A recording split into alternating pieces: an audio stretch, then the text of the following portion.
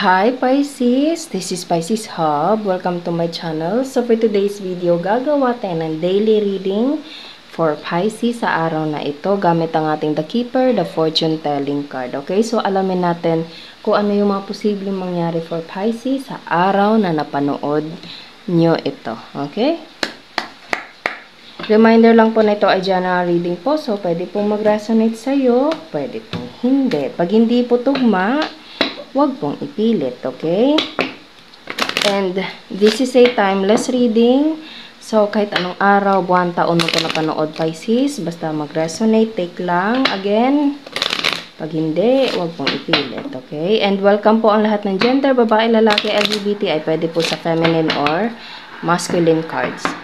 Okay? So, ano po yung mga posible pong mangyari for Pisces sa araw na napanood niya to?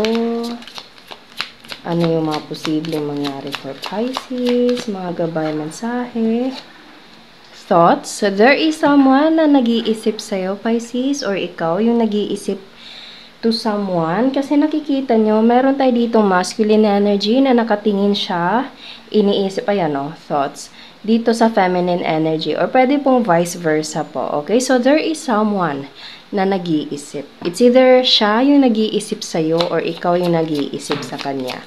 Okay, so ano po ito? Female, main female. Yes, there's a feminine energy. Ayan no, kita nyo yan, Pisces. And yan siya. So, there is someone na nag-iisip sa'yo or ikaw yung nag-iisip sa taong to, as I said. And you are different to this person. Iba ka sa mga nakilala niya, okay? Or iba siya sa mga nakilala mo. Kasi, napapansin nyo dito, Pisces, meron tayo ditong flowers. And yung vase dito is white, okay? Puro white, ano ba to? Roses. Pero yung hawak ng feminine energy, feminine person dito is red rose, okay? So, iba siya sa lahat ng mga taong nakilala ng person mo. Or ikaw, iba siya sa lahat ng mga nakilala mo. Or iba ka sa lahat ng mga nakilala niya, okay?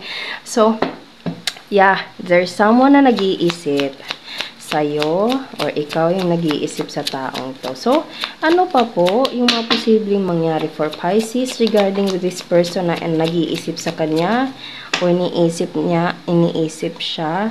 Imprisonment, there's something na parang hindrance, overthinking, parang meron siyang mga iniisip, Pisces, na parang hindi niya magawa, okay? May mga, kasi nakikita nyo, nasa loob siya ng rehas, okay? And yung rehas na to, ibig sabihin is parang limitations, boundaries, okay? So, pwedeng hindi kayo nag-uusap ng taong to, or pwedeng physically na medyo malayo kayong dalawa, or pwede ding time, naririnig ko yung time na, kumbaga, iba yung schedule niya, iba yung schedule mo, Pisces, hindi nagkakatugma, okay? Or merong hindrance, merong boundaries na andun siya, andito ka. Parang ganon, okay? Or there is someone na overthinking, privileged lady. Yes, this person finds you so attractive, Pisces.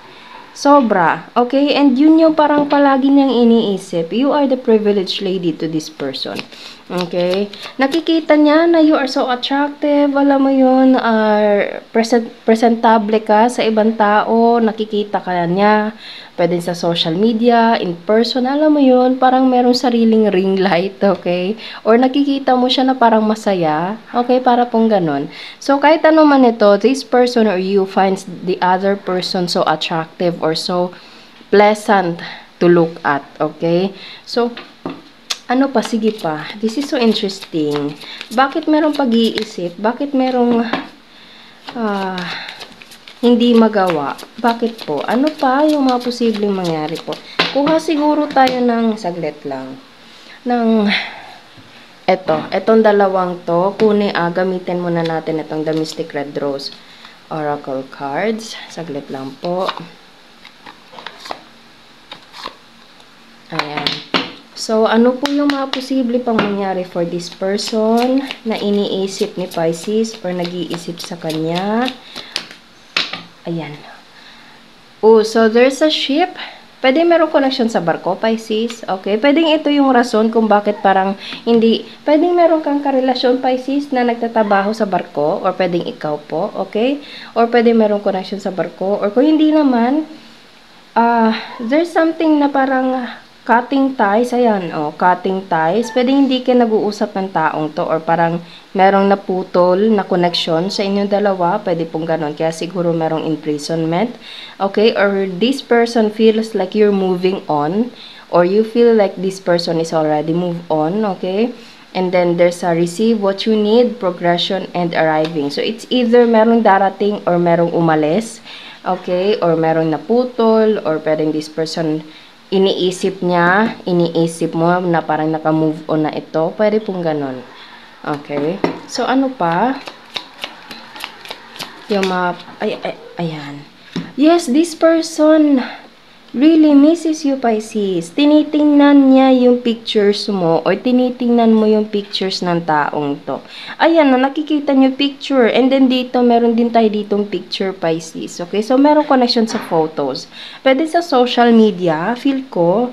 Okay, or pwedeng nasa ano lang din naman kayo. Pwedeng nasa ibang bansa to, Pisces. Kailangan dumaan sa dagat. Okay, kasi meron tayo ditong barko. And nakikita niyo para silang ibang kontinente regarding with this picture right here. Parang meron pang mapa. Ayan, no? Sa likuran.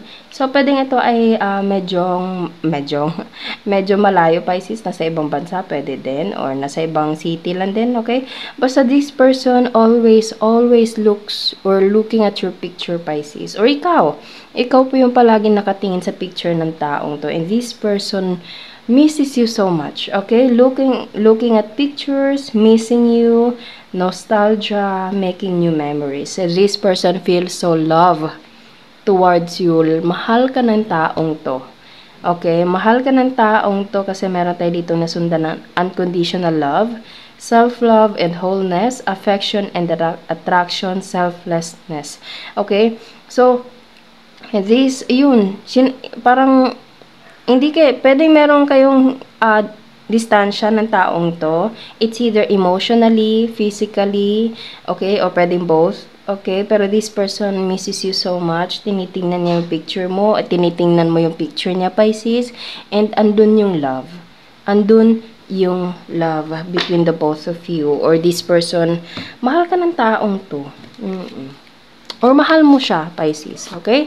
So, gamitin natin itong the tarot card. Ano pa po yung mga mensahe po regarding with this person na dinidil ni Pisces?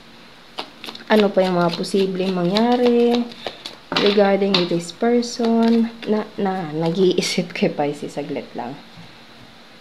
Yes, malayo talaga kayo, Pisces. Ayan, may globe tayo, tapos nakatanaw siya doon sa malayong lugar, okay?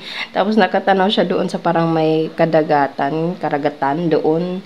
So, yeah, medyo malayo kayo, long distance siguro kayo ng taong to, and namimiss mo na siya or namimiss ka niya, pwede pong ganon, okay?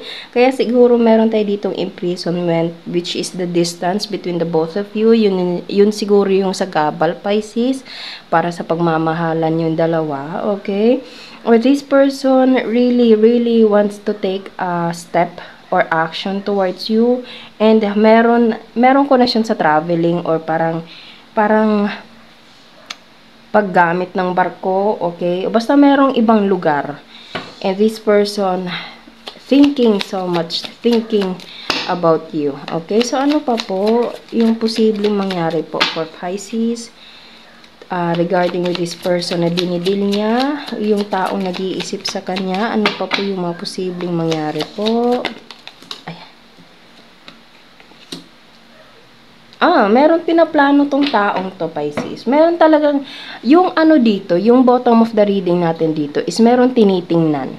Okay? Kasi nakikita niyo yan, no? Page of Wands. And pwede nyo dealing with someone na fire sign, Aries, Leo, Sagittarius, or kung hindi naman ganun, pwedeng andun yung passion, andun yung love, andun yung attraction. Ayan, no? Okay? So, this person have a plan, okay?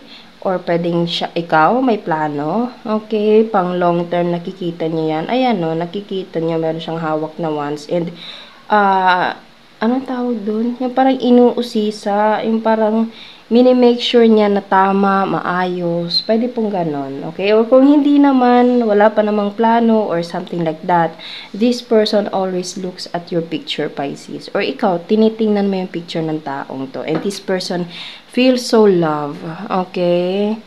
Towards you, or this person loves you so much. Mahal ka ng taong to. Ayun lang yung ano ko dito. And Four of Swords. Sige po, ano po itong Four of Swords? Ah, yes. Ayan, may barko na naman tayo dito, Pisces. Saglit. Ayan, may barko tayo dito. Ayan, may bangka, may barko. Okay, so, pwedeng malaking connection yung barko, Pisces. Okay, or kung hindi naman, basta parang merong malayong lugar, kailangan dumaan sa dagat. Okay, so, naririnig ko yung word na cruise ship. Saglit lang, ayusin natin to. Ayan. So, this person, hindi siya makapag-decide kung ano yung gagawin niya, Pisces. Kasi meron tayo ditong Four of Swords and Two of Pentacles. Binabalance, tinitingnan ko ano yung dapat gawin. Ayan, tinitingnan na naman. Ayan, no. Para siyang, meron siyang pinaplano, meron siyang gustong gawin, pero hindi siya sigurado kung tama ba yung gagawin niya. It's either this person, naririnig ko yung word na reach out. This person wants to reach out to you. Okay? Kasi nga yung mga sitwasyon kanina na parang hindi ka nag-uusap ng taong to. Okay? So, this person, habang tinitingnan niya yung picture mo, gusto kanyang kausapin. Gusto kanyang namimiss ka na kanya. Okay? Pwedeng namimiss ka na. Pwede pong ganon. Okay? And